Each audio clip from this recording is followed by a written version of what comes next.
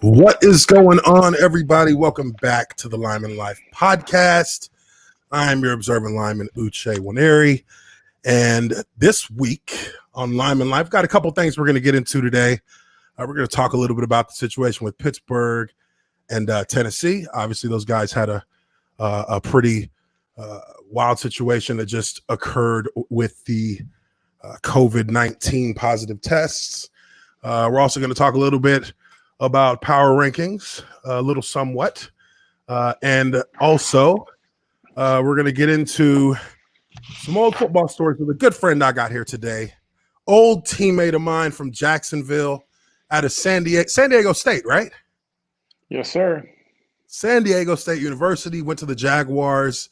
You know, this guy has an amazing story to tell. Really glad to have him on. Everybody welcome Russell Allen. How you doing, buddy? I'm doing great, man. Thanks so much for having me on. No problem, dude. It's great to have you, man. I mean, you know, I was sitting, I'm sitting in my office here, and just, you know, I go through a list of people that I try to consider bringing onto the show, and one of the things that I always kind of want to do is connect with guys who are teammates, and I kind of prioritize them before I like kind of bounce around into other, you know, mainly football guys, but. You know, me and you were teammates in Jacksonville for 4 years. You know, you were one of those guys that was, you know, slightly undersized, but had a heck of a drive and you know, played your butt off and made plays on the field. Was out there just as much as any other veteran. You know, had some starts under your belt at linebacker, in the middle, at middle linebacker sometimes, outside linebacker sometimes. But had a lot of respect in the locker room. Definitely had a lot of respect in the locker room from all of us. But yeah, man, it's great to have you on the show. Of course, we're going to talk a little bit of football and just kind of lead in to the whole situation.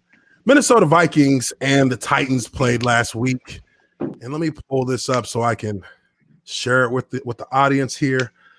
And I'm sure most, if not all, of the audience knows this, but the Tennessee Titans had a number of players that tested positive for COVID, and the NFL has started the process of, you know, basically adjusting to what they're going to do in order to, you know, salvage this week's game that's supposed to be coming up between the Titans and the Steelers. But got this article here from Bleacher Report, kind of giving us an update on the situation. Tennessee Titans have had one additional player test positive for COVID-19, bringing the total number of team personnel to test positive to 9 people. The NFL and NFL Players Association announced Tuesday the Titans were made aware 3 players and 5 personnel tested positive for the virus. Joint statement also noted that the Titans and Vikings, who hosted Tennessee at US Bank Stadium in week 3, have suspended in-person activities at their facilities to undergo additional testing and contact tracing. Now, you know, looking at all this, dude, I mean, you know, the NFL was on a pretty good track. You know, they had a number of false positives that came up before the season started. Matthew Stafford famously was a false positive guy who tested positive when he was really negative. But how have you been seeing, you know, with everything going on with the pandemic? I mean, obviously, and you're in California, so you probably have a much broader scope of personal experience seeing what's going on.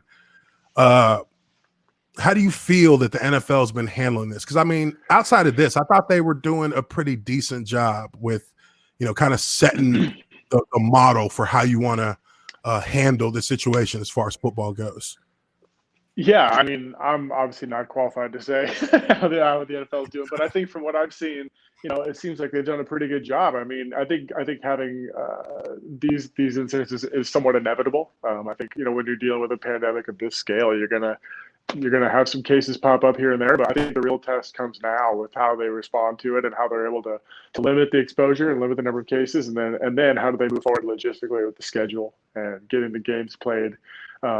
in a way that's safe for players too. I think not only from COVID, but even probably more importantly from, I know I was reading yesterday they were talking about having the game played as scheduled, but not letting the players be in the building for the entire week. And I'm just thinking, man, that's a disaster waiting to happen. So, Yeah. I'm glad they delayed it, but I think that's when the real test will come is kind of see how they respond to how do these cases and how do they get the game played safely and and have a product that they could be proud of too. I mean, I know you if you're like me, you can imagine it'd be tough to be gone for the entire week and then just show up on game day. And I don't know how they would do that. So. Oh, dude. I mean, you know how it was just going from a Sunday to a Thursday. I mean, and that was trying to play a game while still recovering. And this one is, kind of the reverse, where if you're not out there for an entire week, there's a couple things that are going to happen. One is going to be conditioning, because conditioning will kind of drop off, for game time stuff. It'll drop off quick. And after conditioning, just kind of like, it's almost an automatic layer of rust. If you go a whole week, you know how it was coming off of a bye week where you're not in the building for just 3 days, and you come back and it feels like 2 weeks though. Exactly. It feels like a few weeks. You get in there and trying to practice and you're like, oh my God, like, it's like it's like the first week of OTAs where, the first day you're dying. The second day you're like, you're trying to keep your composure, trying to stay with everything. But, when you don't have that repetition and that kind of routine that just goes on and on and on, you really can lose, especially during the season, you really can lose that edge, like almost within 48 hours. Yeah. And I mean, I think about too, just like walkthroughs and how important that stuff is. I mean, it's one thing to game plan and watch film and game plan over Zoom or whatever it was they do, but to not be out there and actually see things fit together, from like run game stuff. And I mean, all that, I can't imagine just going out there with the bullets flying and expecting to play at the same level. Yeah, for sure, dude. It changes the dynamic, and we're seeing right now, even just because of not having a preseason, the injuries have gone through the roof. Guys are getting injured. Yeah. Guys were getting swept out with injuries, basically 2 weeks into the season. A lot of ACL tears. Saquon Barkley probably being the most famous one. You had Bosa, Nick Bosa. He went out with a torn ACL. Like, guys were blowing their knees out, and part of that has to do with the stability from muscle fatigue, when they start to lose a little stability from not having those extra practices, not having that preseason schedule. It's kind of hard to just we never did that. We never just started the season. So I think it was, people were curious if it was going to turn into that type of thing where there was going to be injuries that just kind of swept through, because that would really kind of be an argument against minimizing the preseason at all. But it proved to be true. A lot of guys got injured quick. A lot of guys are dealing with kind of those. There's a lot of guys who aren't practicing much during the week and then playing on Sundays, which is kind of a thing in the NFL anyway. But with this, how does a player come back if they're maybe not asymptomatic? And you have all those symptoms. You're dealing with exhaustion. You're dealing with respiratory issues. Even when you recover and you're testing negative, you're probably still like going to have to recover a lot in way of your strength and your conditioning. And it's I almost feel like you have 2 weeks off from being sick if you show symptoms, and then you might need to take 2 more weeks off to get back in shape to actually play again. Absolutely. No, I completely agree. I mean, it's already such a huge challenge. I mean, what it's like on that first game of the season. No matter you played every snap of the preseason or not, that first game, there is no such thing as game shape until you've played a couple, right? So, when you that first game that'll test your man for sure. But I feel like it's just largely the same thing. I mean, you're missing 2 weeks for, like you said, for the illness, and then another week, maybe 2 to get back right. I mean, that's going to be tough getting back into it. So when you have that number of guys, 2, whatever it was, so you said 8 or 9. I can't remember how many of those are players. They had 9. They had 9 total, but I think they had. Let's see. They had. think they had maybe maybe 3 or 4 players. Yeah, well, I was going to say 3 was the number I had in my head, but I almost almost feel like they should have like a couple extra roster spots or like a COVID exempt list or something where they can Yeah, just yeah. have some I guys on think the they have ready. a COVID. Yeah, I think they have a COVID Do they? exempt list, but I think Okay, that they yeah, need to well, with that exempt list, it lets you refill that spot with the roster. But I feel like right. they should have Okay, just upped the number on the active, like 5 or 10 yeah, players, so that you had yeah, guys who were out there ready and who were getting reps at the same yeah, time. And if somebody got sick and had to come out, boom, they just slide right in. I think the NFL's mitigated it pretty well. I mean, I really wish that the NCAA would have taken the same approach, because it would have been a lot less in way of the kind of arguments and bickering that they had over the Big Ten and the Pac-12, and them wanting to delay. If there was some kind of structure in place, 3 months before that, where teams had already designated regions that maybe they would play, different conferences would play in those regions and start the season at neutral spots while they while they made sure all the players were negative, and then try and open up more from there. The NFL is doing it. I think they're kind of setting that example. The NBA is way different. It's an entire bubble. Like, players are stuck there yeah, like it's training camp. And I told people and the audience knows, because I've said it a few times about that whole bubble theory. Training camp, going back to college, training camp was always like, you almost go crazy because you're stuck in one environment and you're never really like able to move freely. So I remember in college, I mean, not much in the league, because we did actually get like a pretty nice little well, at least after my like second year, because I mean that was before you got in the league, but we were having 2-a-days, and that shit was killing me. But we started getting those nice like breaks in and you get between. that one day off a week they built into the CBA. That was big once we got that, because I remember. I mean, I don't know. I can't remember. You're a couple 2-3 years older than me, but my rookie training camp with Jack Del Rio, I remember it was 17 straight full pad 2-a-days, and I was like, oh my God, remember I that? said, this is, and that was when we were in the visitors locker room too. Remember, he put us in there to when they punished us. They put us in there to punish us. Yeah.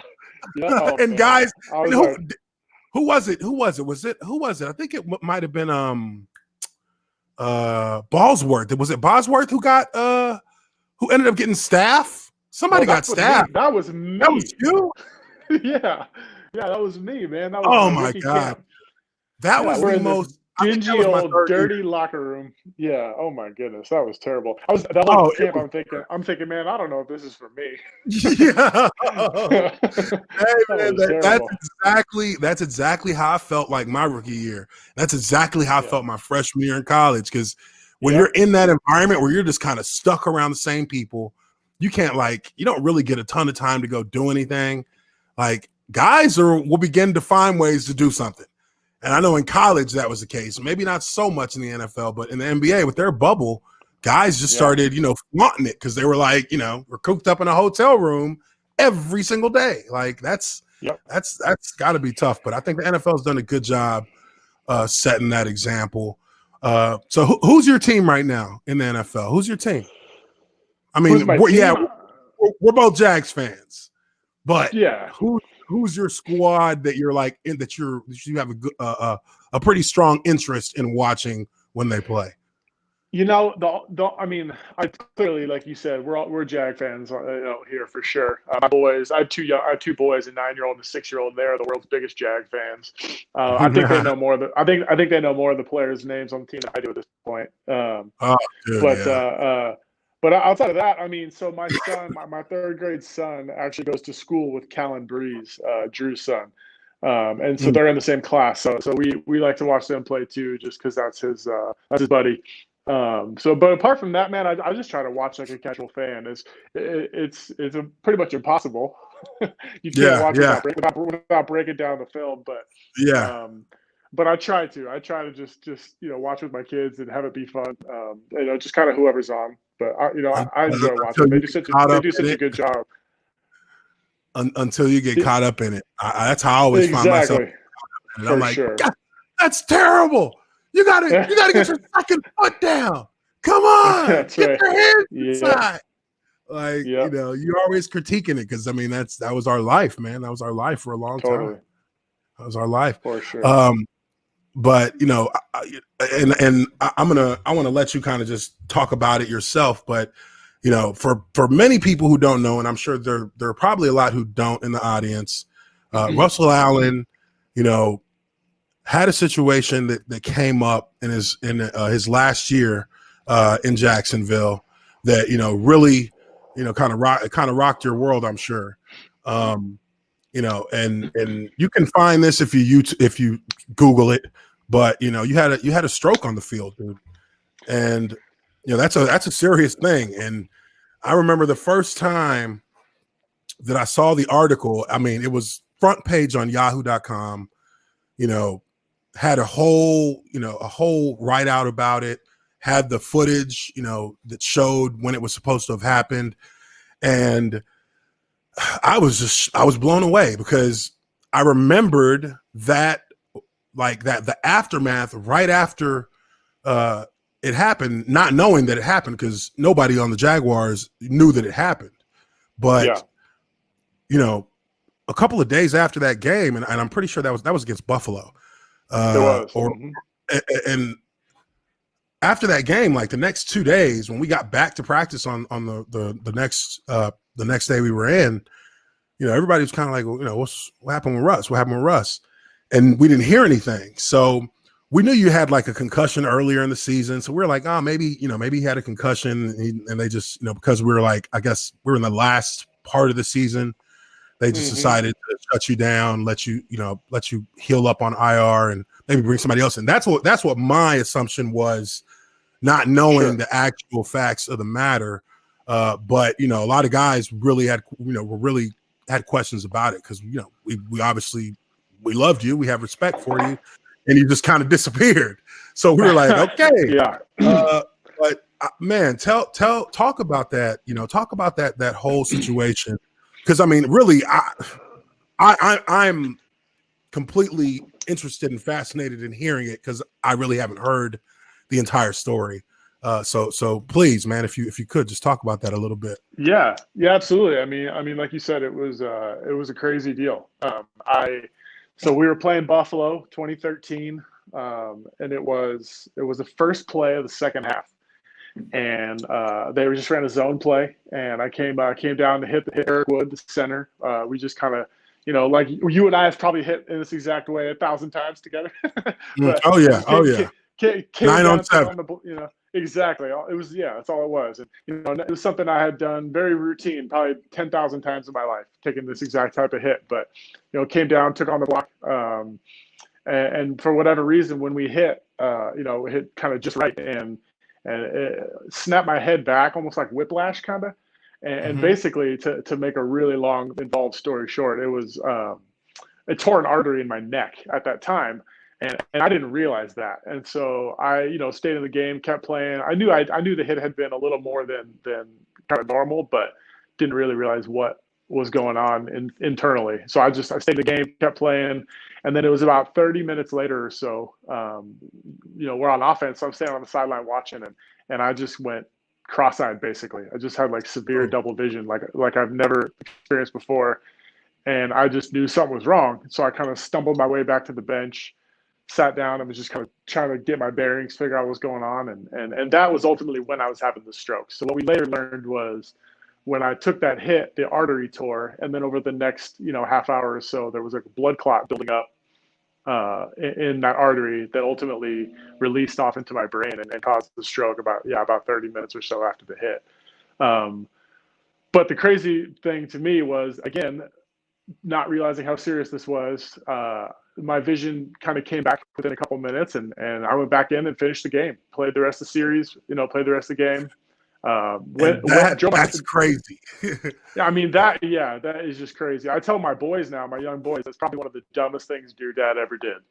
But I mean, how do you know? I knew that I'd taken a hit, but I didn't know how bad it was. I didn't know what was going on. So yeah, I finished the game, went home, felt a little off, but just thought, oh, maybe I got a little concussion. I'll talk about it with Mike Ryan in the morning, kind of deal. Yeah. And then ultimately, yeah, when I started talking about double vision and all that, they got concerned, and so they sent me for an MRI, and the MRI showed the dead spot in my brain. And so the part that you're talking about, when I just sort of disappeared, is because I was in the hospital for about 4 days. Wow. Immediately after that, they had all kinds of tests they had to do, because what they had to figure out was, why did this happen? Yeah. We could see based on the MRI that I had had a stroke, that it was medically clear. It was right there to see. But what we couldn't tell right away was why. Was there some underlying heart condition that I was unaware of, or did I have some type of brain bleed, or what was going on? And so that's what I was doing for those 4 days in the hospital, was trying to get the answers to that question. Unfortunately, we weren't able to get them, at least not right away.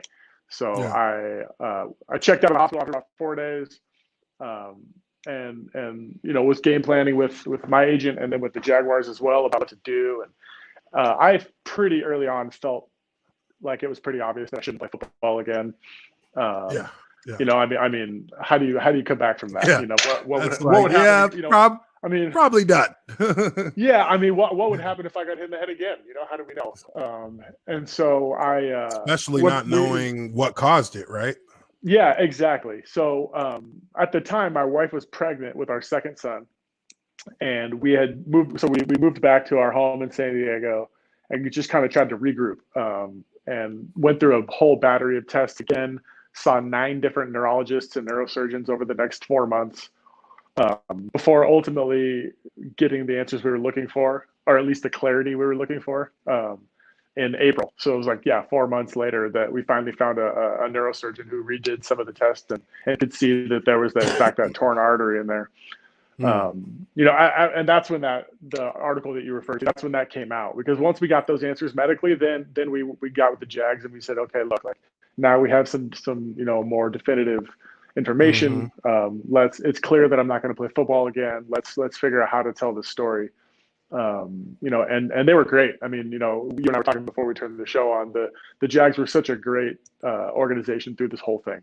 There were some pretty significant financial implications for both sides, from on my end and on theirs, as far as how this was going to play out, contractually.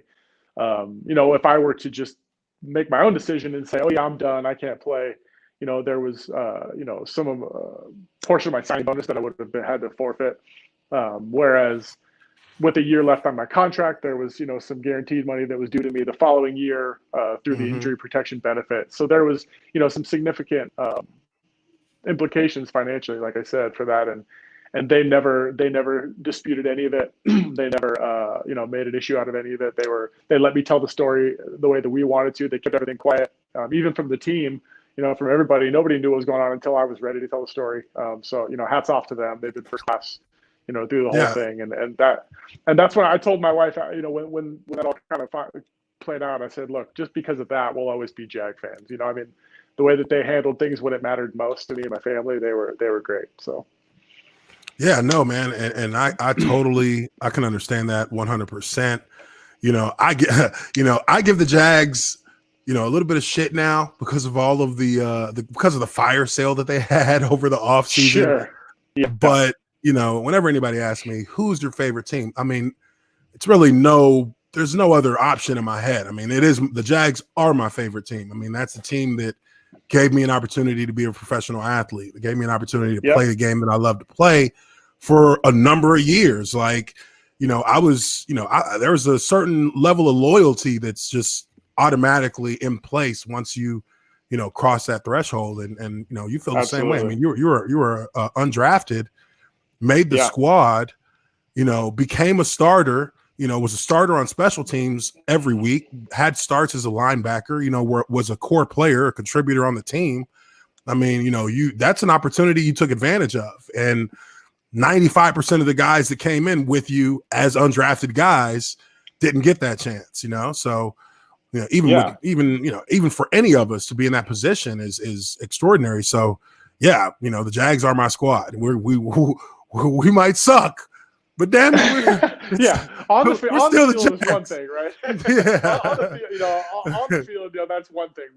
but to see how things were handled for me behind the sines Yeah, and they took care on a of you. personal Yeah. level, was huge. And Uch, I don't even think you know this part of the story, but uh, even in the present time right now, they're taking care of me because in June of this year, so what, 3.5 months ago or so, I've been so. I guess to backtrack a little bit, after my injury in 2013, I was relatively fine. I mean, apart from Hmm. football and anything overly dangerous, my life was relatively normal. I could, work out normally. I could, go do whatever I wanted to do. I was more or less unaffected by the stroke, except for it being, ending my career. Yeah. And that was the case all the way up until June of this year. And then I was actually at the beach with my family here in San Diego, and pushing my son into waves in his boogie board, and kind of got Hmm. tossed around by a wave, hit my head on the bottom of the ocean, Oh and shit. went through the exact same thing again. So I had a second stroke Oh, in June, you had a three and a half second months one? ago. I did, yeah, just in June of this year. And what was crazy about that was it was really eye opening, because what happened was it re-tore that same exact spot on the artery that I tore 7 years ago. When everything kind of died down and began to heal, that artery was still compromised and weak. And so when I took this hit Mm. at the beach, a normal person would have been like, "Oh, that hurt," but nothing really Yeah, happened. yeah, Well, yeah. I have You this knew. weak well, yeah, and I had this weak, compromised artery from that injury in football that tore, and caused the second stroke, and this one was much worse. So I was in the hospital for a week during COVID craziness, and my wife couldn't even Oh come my see me, goodness. and I had to relearn how to walk. For there was about a 48-hour period where I couldn't even get up out of the bed.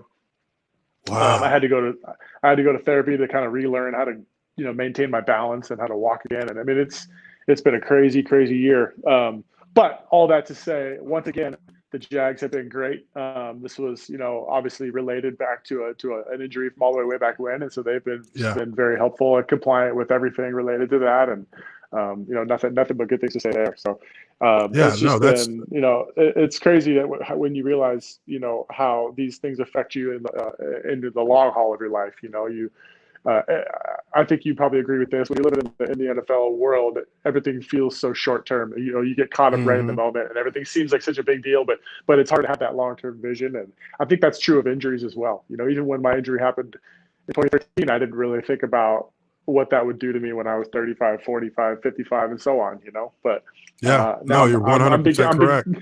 I'm beginning to realize that now that my life's going to look forever different because of this thing. So No, hey man, I'm glad that you're able to push through that, because the second time, oh my, I mean yeah. how did that feel? Was that had to be scary, like when you knew? Because I mean, did you know once you Yeah. hit your head? No, so it was actually quite a bit different than the first time. I hit my head and I knew it was bad. I knew, like, oh man, given my history, like that was a bad situation. But it wasn't. That was a Monday. It wasn't until Thursday that I had the stroke this time. So I had Oh, been a couple days had gone by. I felt like, okay, I'm doing all right. I guess I got lucky. And then, yeah, I'm actually out playing golf with a couple of my buddies, and went to get up out of the golf cart and just fell over. Like a switch oh just went off no. in my brain, where I just couldn't stand up. I couldn't balance. So then that's when it got pretty scary. Going by ambulance to the hospital, and the doctors kind of trying to figure out what was going on. It was a little bit more urgent than the first one, Yeah. just because, again, not being able to walk, not being able to get out of the bed. Um, was pretty scary. There was about 48 hours there or so where I was, I was pretty concerned. The doctors weren't. They were pretty confident all along, saying, "Hey, this is all gonna come They're back." walking all comfortable. Hey, how you doing, buddy? Yeah. Can't move. And afterwards I started thinking about that. I'm like, every day, right? And so to them, this was a Yeah. relatively minor incident compared to a lot of what they deal with, and so I could understand. But it was really reassuring, because they were never concerned. They were confident that things were going to return to full sort of mobility, and that's where I'm at now. I'm able to do whatever it is I need to do on a daily basis and live normally. I just have to be extra extra extra careful with anything that could be potentially harmful to my head. So Yeah, no, dude. And it's funny because a lot of people don't a lot of people look at athletes like us, look at football players, and you hear about the head trauma, you hear about CTE, and they think that it's just associated with those hits we take out on the field. But man, I'll tell you what, I was playing with my daughter, and she's a bigger girl. She's a long armed, she's going to be an athlete, a nice one. But we're playing, and she hits me. She kind of smacked me on the head a couple of times, like just little kid's hand. Yeah, smacked me on the head. Yeah. The first time she hit my head, I like almost was like, whoa, like you might have just gave me a concussion. Like, the second time she hit, I was like, okay, baby, stop. And my wife was like, hey, stop, don't do that. And my wife could tell because I was like, that hurt. It hurt. And that kind of in that moment for me, I really was kind of, I felt vulnerable because I was like, that really hurt. And like, damn, like that, I never thought that my head, that, in all the time I played football, my head, helmet to helmet contact that I've had never felt like just getting my head smacked, 5-6 years later by my daughter while we're just playing. That like made me kind of realize, that it's serious with, dealing with that head issue, even after you're done playing. Sure. Yep. Definitely. So I think we get more susceptible over time, and that's. I agree. I think it is too. Go ahead, man. I'm sorry. I was just gonna say. I mean, as we age, I think we get. At least my body gets further and further from what it once was, and so I think my brain is just less. I can't. I'll tell you what. I watch football now, and it hurts. I'm like, man, I don't know how those guys do that. Dude, I can't believe what we used to do to ourselves. Oh my goodness. And people will look at us and be like, you can still play. And I'm like, no, I can't. No chance. I didn't even, right now I kick myself in the side thinking, man, I should have tried to get shoulder surgery, in my last few years in Jacksonville, because at the time it didn't bother me. But here I am 6-7 years out of, retired. And my right shoulder is an everyday struggle. There's a routine now where when it gets a little bit caught, because I have a torn labrum, I have a partially torn rotator, and I have to do the old click, click, click, click, click, click, click, click, or stick your finger right here and snap your arm in so it can release some of the tension on the shoulder. I did a X-ray when I was doing, they did you did the whole full body MRI with the NFL, right? For benefits sure and everything. Did. Dude, they told me that my right collarbone is 1.5 inches higher up than my left oh my collarbone. Goodness. Ugh. And I was just like, can we fix that? I don't think that's normal. Yeah, right. He was just looking at me like, that's he said, well, that'll get you some points. I'm like, yeah, it better get me some damn points. It better. Yeah, right. Get that full benefit. But no, as time goes on, man, with the the aura of invulnerability fades away pretty quick, right? Definitely. You kind of go through that little phase, 2 years, 3 years in retirement where you're like, I might could still do it. Man, by the fourth year, I was like, there's no way. I was doing sprints up and down my driveway. And I'm like, my ankles hurt, my back hurts, everything hurt. There's no way. I wouldn't even want to. I mean, brain injuries aside, I couldn't get out there. I can't even get it up to full speed. I'm impressed you were doing sprints. I've sprinted. When I say sprints, I mean strides. You know what I mean? I mean 75%. Dude, there was a few times I tried to go full go with it and just sprint. And this was the last 10 yards. And I mean, by the third step, I felt that sharp tug in the back of the hammy, and I was like, slow it back down. We're not getting ready for a game. We're not working out for any event that we're gonna have to do here. But Yeah, man. Part of it is like, oh my God, I'm getting old. And part of it is like, there was a day when I could do this with my eyes closed and not even think Yeah. twice. Yep. But that's how it is, man. And speaking of the NFL, just in today's age, like, how do you view the game now? Like, do you think it's faster? Do you think it's more violent? I mean, they've had a number. Obviously, in our time, they started the rule changes to kind of minimize head-to-head contact, minimize Sure. the bone-crushing hits.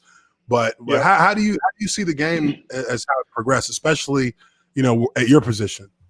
Yeah, I mean, I think there's a few different, answers to that question. I mean, as far as the physical nature of it, I think there's only so much rule changes can do. I mean, the big dramatic blow up hits over the middle. Of course, we want to limit those for the sake of those guys. But in reality, at least, and I know you were a lineman, so as well as I do, the majority of the really you know debilitating hits come from those 9-on-7 type situations In the where box, you know in the 7-man me box. yeah me and you hitting each other from 5 yards apart over and over and over for 3 hours Yeah, is yeah. real, and that's the part you can't really get rid of. I mean, Yeah. you can't, there's no rule change to minimize that part of the game. And so I think in that respect, football has been football, and it always will be, because I don't know how you get rid of that. I'm all for protecting the vulnerable guys, the stuff with the quarterbacks and the hits over the middle and the defenseless receivers and all that. I think it's great. But I think in reality, football is going to be football in the trenches, and there's just no way around it. But as far as watching the game and like what I see today, I mean, we were just joking about like not being able to play anymore. Honestly, I'm glad I'm not 10 years younger, or I wouldn't have been able to do it in the first place. My Oh, yeah. position. I Yeah, mean, I yeah. see the You guys were a now. guy who came. You were a guy who was in there in the physical. You were in there.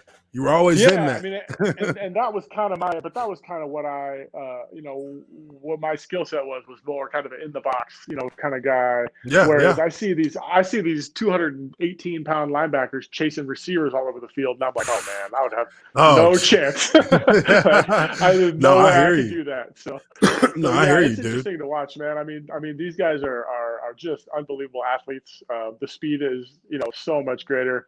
And I think it's gotten a lot harder to play the linebacker position, not only because of that, but because of sort of this new era of offense. I mean, watching that Monday night game the other night and some of the stuff the Chiefs are doing offensively, just with Dude, they're formations and with setting you up to have a linebacker covering a slot Tyreek Hill or exactly, something. Like, exactly, what? and yeah, they know exactly how to create the matchups they want. Which the NFL has always been about matchups. Hmm. Not just on the perimeter, not just on Matchups the and perimeter. adjustments. Yep. Yeah, matchups and adjustments. I mean, on our end, defensively speaking, we're trying to, eliminate the one-on-ones with on the perimeter. But at the same time, we're trying to create one-on-ones, on the interior. I mean, we're trying to create one-on-one pass rush opportunities as much as we can. Yeah. And so, really on both sides of the ball, it's always been about matchups. But just watching what the Chiefs are doing and some of those, those high-powered offenses these days, it's a lot of fun to watch, but it also makes me grateful I'm not doing it anymore. Oh man. I mean, and I look at it as an O lineman. I guess a lot hasn't changed as far as just how the game's played for O linemen, but Sure. yeah, I could definitely see the linebacker position is in flux, especially you never really have a true Mike linebacker by just body type anymore on defense because you have to have guys that can run. Yeah, And exactly.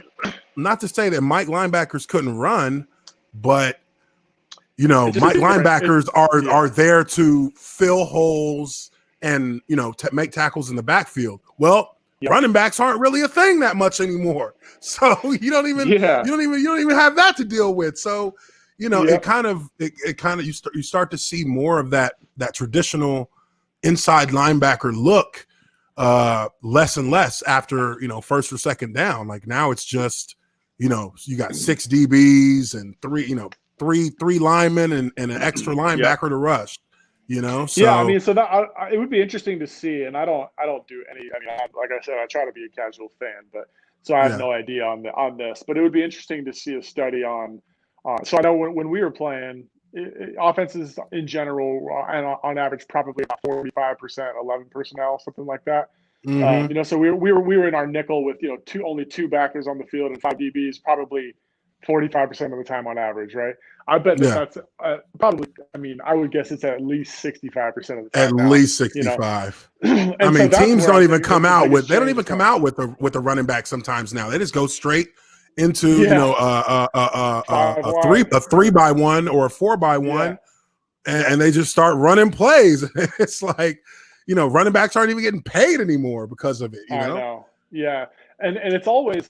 I mean, defensively, we're always kind of playing catch up to what the new trends are that the offenses are doing, and so I think that's why you're seeing that. With the Mm-hmm, linebacker mm-hmm. stuff is defenses are going, okay, well, you're gonna beat 11 all day, then I'm gonna have 220-pound linebackers, and I'm gonna keep an extra corner on the roster. Yeah, Um, yeah, but I think and eventually what will happen is you'll start to see it shift back the other way, because then the offenses are going to say, okay, well then we're going to run the ball right at you, yeah, and then yeah.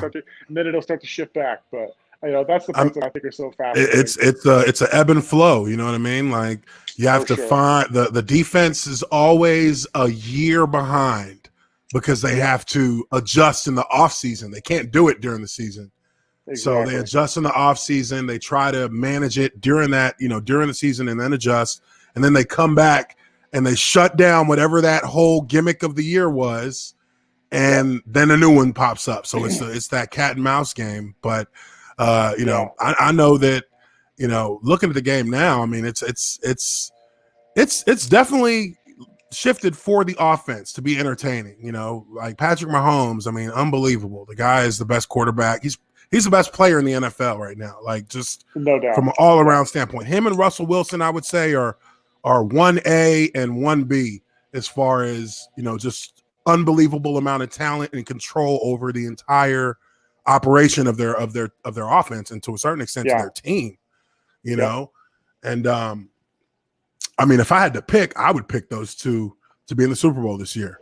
Well, what about you?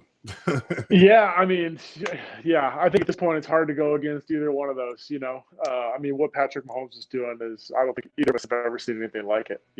I mean, I think we've seen a couple guys over the years that would, maybe pop up for a year and that have that amazing first year. And so, I was kind of cautiously optimistic about him that first year when he won the MVP. I was like, okay, great player. Like, we'll see what happens. But Yeah. he is, and at least in my mind, at this point, has completely solidified himself as an elite quarterback, not only of the present, but I think ultimately we're going to be talking about him as one of the all-time greats. I mean, Oh he yeah. is, Oh he yeah, is, for he is sure. special. And then Russell Wilson, same. I mean, a guy that doesn't get enough credit, I think, for what he's done, how consistent he's been for a long time now. I mean, He's been consistent for a real long time, even from yeah, when we were and they've playing him. yeah, and they've gone through some. I mean, they've always been competitive since he's been there, but they've been through some years where they were a little bit down, and he kind of carried the team. And Yeah. he's certainly an MVP caliber player. There's no doubt about it. The only other player that I think deserves to be in that conversation is on the other side of the ball. But Aaron Donald, what he does with the Rams is just a joke. I mean, Oh yeah. Aaron Donald he's out there kicking the shit out of O linemen every week. I wish crazy. I would have had a chance to play against a guy like that, just because, Yeah. I feel like I would have dominated him. But now, no, of course not. Of course not. But yeah, like that guy, he's having a heck of a year. I think that, another cat who's having a great year, and I think this is going to definitely be his breakout year, is Murray, the quarterback over at Arizona. And I think that kind of speaks to I feel like there's a shift in the quarterback position that's happening right now. You have to, as a quarterback, I'm feeling more and more, especially with Patrick Mahomes, since he's come in the league, that position is changing to a slasher quarterback. But it's not the kind of slasher where, maybe back in the day with Michael Vick, you had a guy who can throw the ball far with decent accuracy, but is a runner who can break you. That's his way, his chosen way of breaking the game is with his feet. I think now you're seeing in the NFL that the slasher quarterback is amongst the most accurate quarterback in the NFL. He gains the most yardage with his feet in the NFL, and they're smarter. Like it's become an entire offensive philosophy built around their abilities. And, you know, we had a quarterback who was kind of in that vein, obviously, with David Garrard, a guy who could throw the ball with accuracy. You know, you give him time. I mean, he wasn't all, you know, he was above average with his accuracy, but he could hurt you in even a more, he could hurt you with his feet and his arm, and he's big, you know, so it wasn't easy to pull him down. But you look at these quarterbacks now, they're kind of the perfected evolution of that. Like Patrick Mahomes is a bigger guy than you think he is. You know, Lamar Jackson, he's a lanky guy. He's maybe not the wide, you know, maybe not as thick as Patrick Mahomes, but definitely, you know, long legs, has an arm, his accuracy is good. And you know, the guy can outrun every single player on the field. And, you know, then you look at Kyler Murray. I mean, the guy that he's undersized for sure with his height, but it doesn't matter. He still is able to operate with the same kind of efficiency because he has a thicker lower body. He's got a good lower body frame, kind of like Mojo, where he can get outside. He can be effective running, but he's got great accuracy. He can throw the ball down the field. You get him a good receiver, and boom, now he's having a breakout season. Josh Allen is probably the happy medium of all of it because the guy is 6'4", 6'5", and he can run like a mule. He runs like a deer. He can throw the ball, but he's now throwing it more accurately than he has because he has better receivers. But he doubles as a running back. He really does double as a running back. He can run the ball and run over the linebacker and continue to run the ball and then outrun people down the field. I mean, the quarterback position, I think, is kind of evolving into the athletic, that athlete, that I can do everything quarterback. And I think that's good for the league because it really does. It's going to make offenses far more dynamic. Not great for defenses because they may have to add a 12th man to the field in order to keep up. But I think it's a cool thing to see it happening. I think I do too. You know, I think it's a fascinating conversation though because I agree with everything you're saying, no doubt. And I think the league is changing, and I think for the first time in a long time, you're seeing offensive playbooks actually accommodating the skill sets of these quarterbacks. Whereas, you know, for a long time it was, you know, kind of trying to fit a square peg into a round hole sometimes and say, oh, that's what you did in college, but, you know, this is our pro style offense. And there was a little you got to sit in the pocket and read every defense. Right. But at the same time, while you know, I think it's great that we're doing that, I also think it's always going to come down to a quarterback's ability to identify the blitz, set the protection, and throw the ball into a tight window on third down, you know. And I'm not saying not to say these guys can't do that. They obviously can. But I think ultimately that's what's going to, you know, will always be the differentiator is, you know, what can you do on third down with the blitz staring down in your face, you know, because that's you know as well as I do, that's where, you know, the games are won and lost. That's where the games are won and lost, you know? is when your quarterback has to make a throw and from an uncomfortable position. And a lot of times it's because there's one extra guy coming who is going to get there, and you have to be able to read the coverage and make the throw. And, you know, I thought that in the Monday night game, you saw that kind of play out. And that's what makes Patrick Mahomes so unique is that he dropped back knowing and seeing, because it was, you know, it's his guy. He's got the last guy coming. And he's got a blitzer coming from the slot. And this guy is coming scot-free. He backs up to give himself a little bit more extra room. And he took a shot.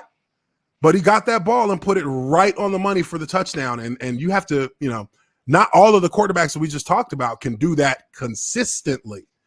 Right. You know, because that's something that you're going to have to. Yeah. Yeah. And as the season goes on and as teams as defenses begin to slowly turn that dial and adjust and dial into what an offense does, where it makes it, you know, harder to score because of that, then that's where you find out whether these guys are really worth their medal. Because they're going to have to take damage and be accurate. And, you know, I look at a guy like Deshaun Watson. He's a perfect example of the other side of that coin, where he is a quarterback that can make those kind of throws, but he hasn't Definitely. been able to do it because he's been under pressure. He's taken, a ton of sacks. They're the most sacked team in the NFL. And, whereas last year when they were holding up a little bit better, he was, he was the difference maker because he could make those throws in those tighter situations. And now he's not even getting really a chance, he's not even getting a chance to really set up a lot. I did a couple of breakdowns on their offensive line on my channel on YouTube, and he's like taking his 3-step drop from the shotgun and then just cutting out to the sideline because his tackle just got ran by for the third time in 6 plays. So he is the defensive.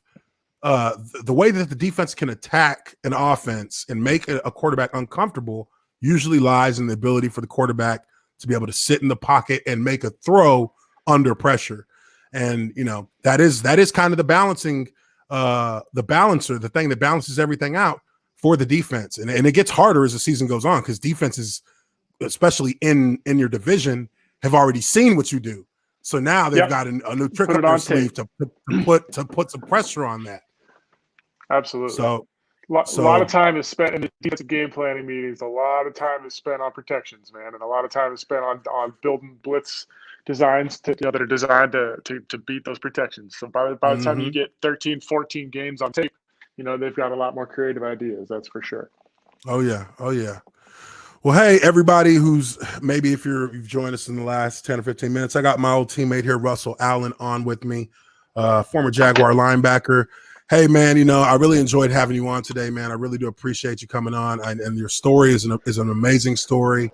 Everybody, please, if you get a chance, if you're just getting in, go back and check once the video goes live on my channel or uploads to my channel. Check out, the segment where Russell Allen talks about his situation that he had in Jacksonville with the stroke. Unbelievably, had a second one.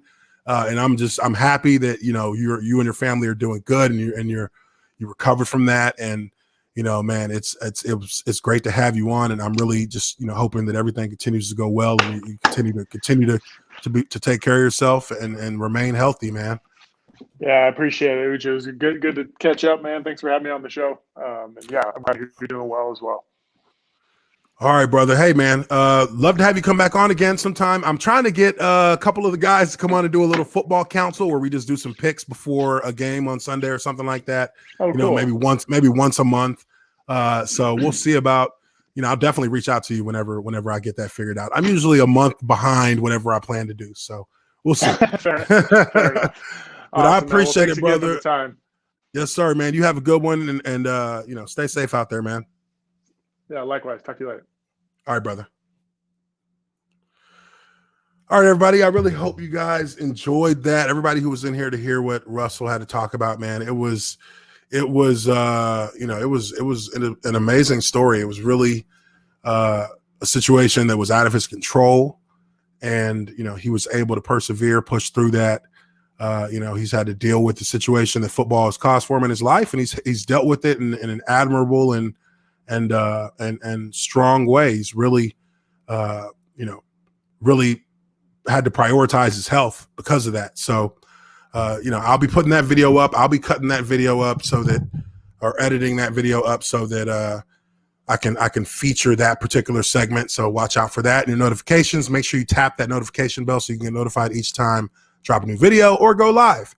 But I really appreciate you guys. If anybody got a couple questions they want to throw in there for the stream, let's talk. Let's talk real quick before I jump off of here. I got about 5 or 6 minutes. Let's talk a little bit about football. What do you guys want to know? Who checked out the video that I just dropped early this morning? The Among Us, the Imposter Among Us video. If you haven't checked it out, go check it out. It's on my channel. I do a nice little breakdown of the 7 unbeaten teams in the NFL and which one is the imposter, kind of that Among Us theme with that online game that everybody's playing. That's the whole craze right now. But definitely, if you want to have a little quick talk, drop a little super chat in the chat box and we'll and we'll go in and talk about a couple things before I jump off here.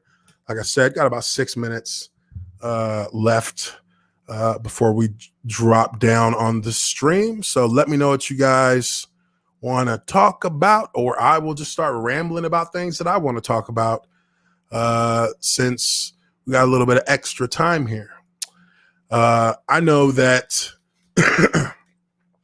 there was a player who gator rolled the Seahawks running back. Let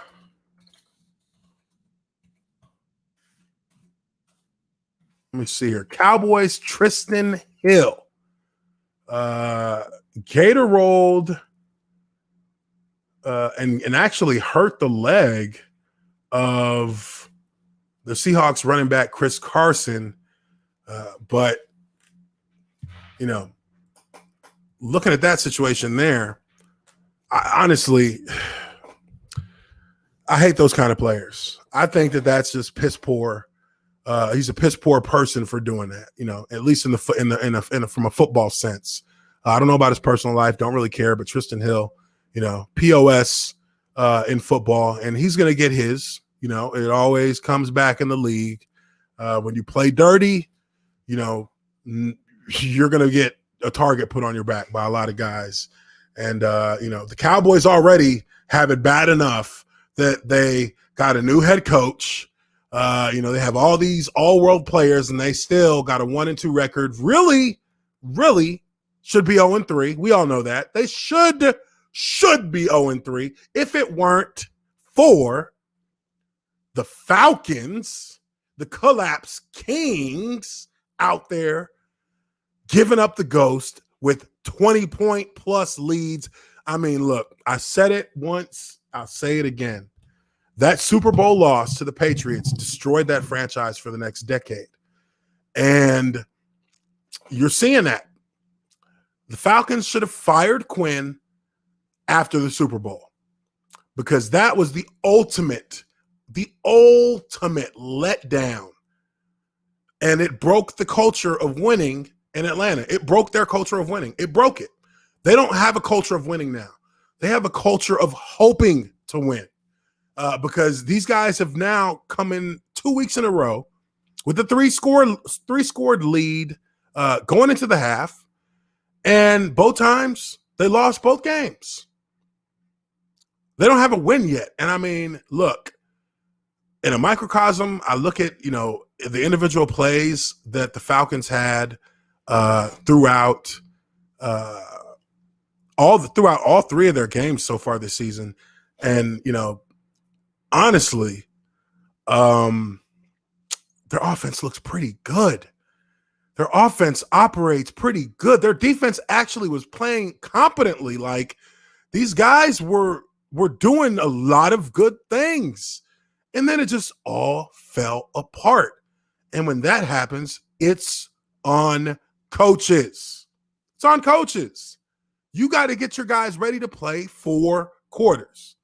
But I digress.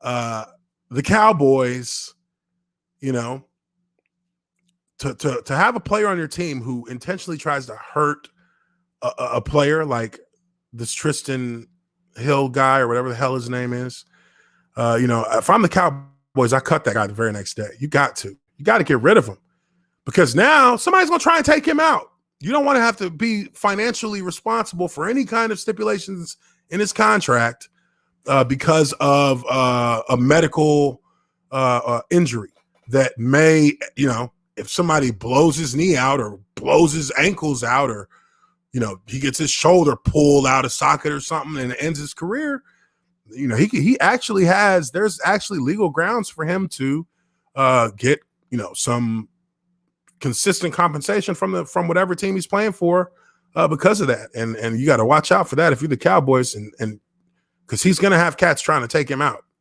from now until the end of the football season. Cat's going to be trying to take that dude out. And he, you know, he's scummy. Nobody plays football like that. He's scummy for playing that way.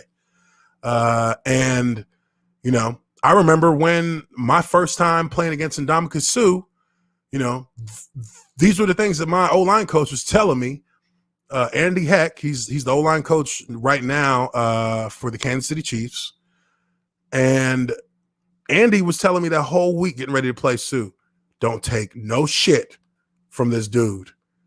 Hey, if it comes down to it, we got somebody to back you up. If you get ejected, get in a fight with this guy. And that was my whole thing to him. I said, look, you know how I play, coach. Like, I'm not taking no shit, period. If we're going to fight, we're going to fight. And I ain't got no problem with that. I'm not going to start a fight, but if he does anything that's shady, I'm going to make sure it's going to be a fight, and as long as you guys pick up half of that fine, I'll be good to go. I'll be ready to get it done. But when guys have a reputation like that, I mean, every week in the NFL, the people that they play against are ready and waiting for them to do something scummy. And if they do it, they're going to get, they're going to catch something for that. This guy did it to a running back that he was tackling who couldn't really defend himself. You gator roll with his ankle and you sprain his knee. And if he would have never tried that with an offensive lineman, he would have never tried any kind of, eye gouge or something like that with an O-lineman, because the O-lineman's going to come get your ass. The running back is trying to avoid you. And when you do that to him, you're doing it to him in a helpless, vulnerable position, and you're doing it intentionally, knowing that will hurt him. You're not welcome in this league if that's the kind of player you're going to be. And that's how I feel about it. I think if the Cowboys were smart, they'd cut that SOB right now and, send him packing. And the NFL should be looking to suspend him at least one game. I mean, he took out a player that's going to potentially be out for multiple games. So why not take him out for one game? That's how I look at it. But anyways, that's going to do it for the Lineman Life podcast. Look, guys, I really appreciate you guys for being on here. Keep, showing the support. I love it. Channel's picking up good steam. Really am thankful for the support you guys have been given. And, just keep sharing my videos, keep hitting that like button. That impression rate on YouTube is crucial for, exposure for the videos. But really do appreciate you guys for being on here. This has been the Lineman Life podcast, and I will catch you all on the next one. Peace.